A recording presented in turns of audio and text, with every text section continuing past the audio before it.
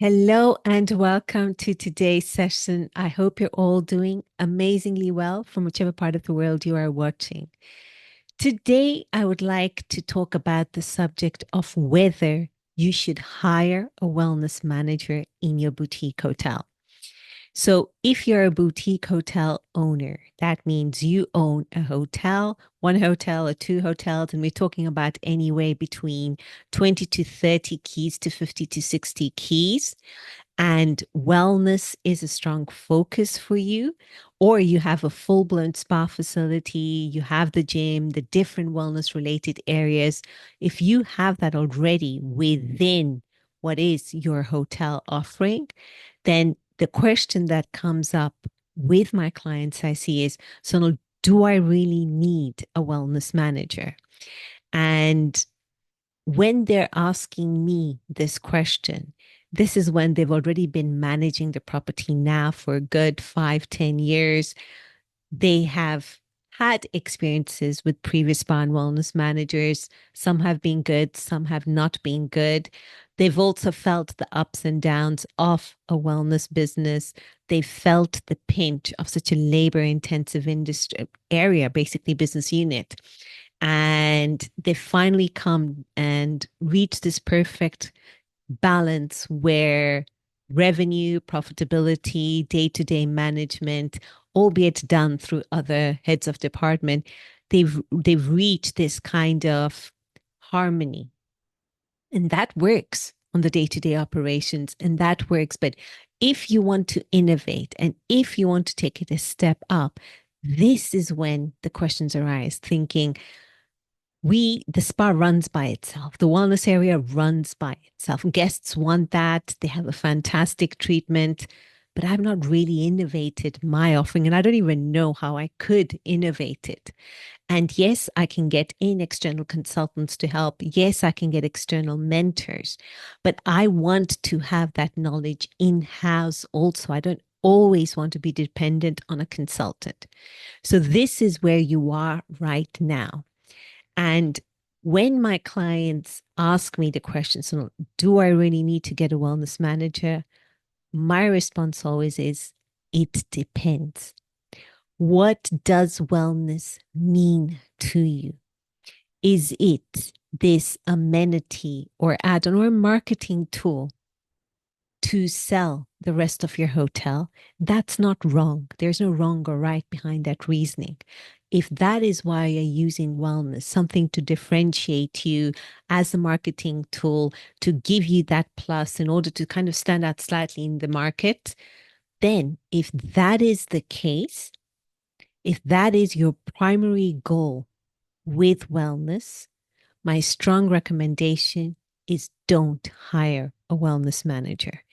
Use that budget instead to get external training for your therapists, or use it for another department or another area that you want to promote. That's going to get you more bodies on beds, basically, at the end of the day. That would stimulate your revenue per room, basically, at the end of the day. That is what I'd recommend. And here is why. Wellness managers, if you want a strong one, they clearly won't come cheap.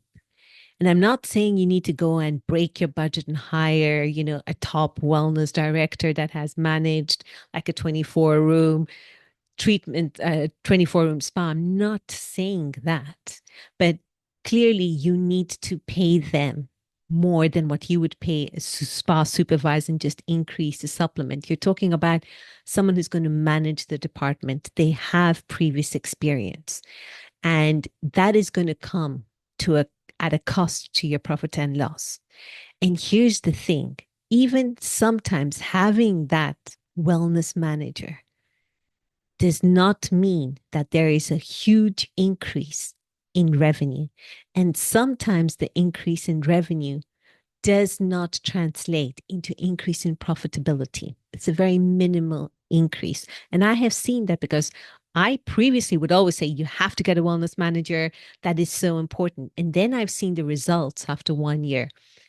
Clearly, the owners couldn't afford. It was a very kind of, it was a tightrope, a tight budget to bring in the wellness manager. So in that already tight situation, the expectations were so high for the wellness manager to actually perform that the person didn't perform compared to an expectation. Not that they did bad, but the expectation probably was a lot higher. And on top of that, the spa wellness manager did not have growth opportunities, career growth, because when you're talking about a boutique hotel that is family run or owner run, the mentality is very, very different from that. Even if it's a boutique hotel within a larger brand, the mentality is very different. The whole pecking order is different. One is very corporate, and there's a very corporate structure that you have to follow. Whereas in a family run hotel, when someone is actually owning it and running it, it is far more emotional, I would say. So, what is required is quite a special wellness manager who can handle that situation and want to be there for a good couple of years. In a small hotel, like in any hotel, high staff turnover is painful. If it's in a small hotel, sorry, it's even more painful. And there is always this period of adaptation that when a new spa manager comes, they need at least 6 months to a year to adapt to this new location, to actually start seeing the results and to get the ropes of it.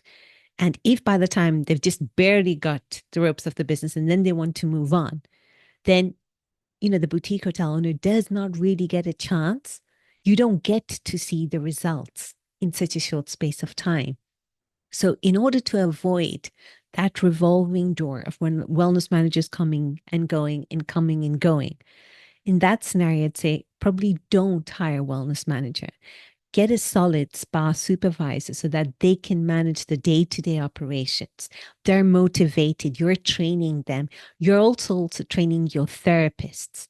You're renovating your treatment menu. You're working alongside your product partners who are helping you build your business because they're the first ones invested. They want you to do well also. So I think that will work. That will ensure that your guests get a very strong wellness experience and you can continue to use wellness as that marketing tool. That is a scenario where I'd say don't get the wellness manager. If you've got a very strong operations director who loves the wellness area, is empathetic with the therapists, gets the business, then use the operations director or that rooms division director as the person who pushes the business aspect of the spa, whereas the day-to-day operations, ensuring that you have all the right material, the right training, things are done to the right quality, that can be your day-to-day senior therapist or spa supervisor with a strong therapist background.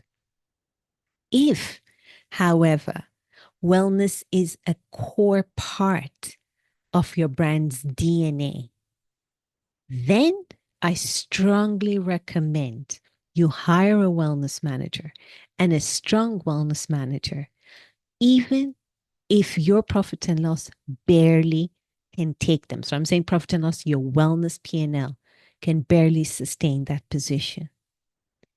Now, here's why.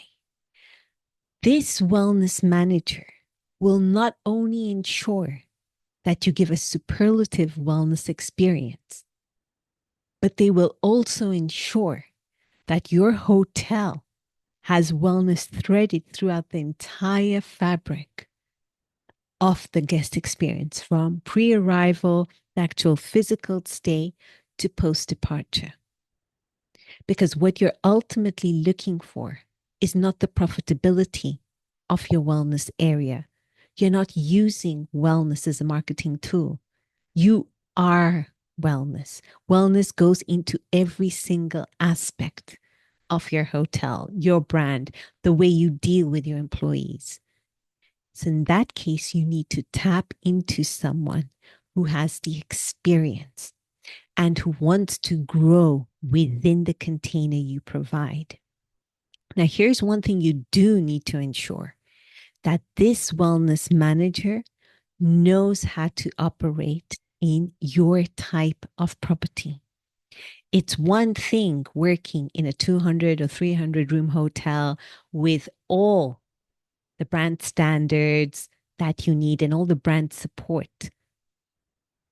And it's quite a different ball game going to a very different business reality, dealing with a very different owner and not having that corporate structure, but having lots of agency and freedom to be highly creative. And that is not a skill set everyone has. So when you're sitting and finding that spa manager or that wellness manager, it is important to understand, can they function? Can they express their skill set and their true creativity in the container that you provide? And will you be able to keep them stimulated enough during 2 to 3 years? Because they clearly will have a ceiling at their growth. They're not going to go higher than wellness director, maybe operations director, maybe one day the GM, but it's unlikely. That kind of growth opportunities are fewer and far fetched. So you're looking for a profile who wants to be part of the community, who wants to belong where you belong, who has this shared vision with you and will actively create wellness experiences that actually make that fabric even stronger. So it's, wellness is threaded throughout. So this is where I'd recommend getting that wellness manager, even if the wellness profit and loss cannot realistically sustain it. I have talked a lot about the loss leader strategy that the retail industry uses when it comes to positioning themselves. So they get themselves a showroom or they take out items that probably they wouldn't recover the costs from, but they make sure that those showrooms or those flagship stores are strong. They have the best of the best in that flagship store, even if they're just barely breaking even. And the reason they do that is so that their brand is put in front of the right people, the people they want to attract. So wellness is the same, though I hate the word loss leader, but that strategy works because wellness has both tangible value, and we know the tangible value, the direct and indirect revenue that wellness generates. But there's also that intangible value, guest satisfaction, the ability to target the right audience, the people, your ideal avatar, the people you want to, people who will stay longer, spend more, and actually actively recommend you and be part of your vision and rally you as you try to be that steward of responsible hospitality. So, wellness is what helps position you, but provided you do wellness properly and you have the right wellness leader in place for your particular property. So, today I just wanted to get on here and rant a bit on whether, when it makes sense to hire the wellness manager and when it actually doesn't make sense to hire that position because it just doesn't work for your property's reality. And I'd also like to know everyone else's take on this. Obviously, I talk a lot about how I view wellness and how I do wellness and what I recommend my boutique hotel owners. Now, clearly, there is no playbook out there, there's no manual for us to follow. I'm just basing it on my experiences that I've seen. And I've just seen, obviously, I helped open some of these properties and then seeing 10 years down all the trajectory, looking at the numbers. It's been interesting to see. It's like, okay, how do we manage our client expectations? And if you're a boutique hotel owner, are you feeling the same? What are your thoughts around this? I'd love to hear.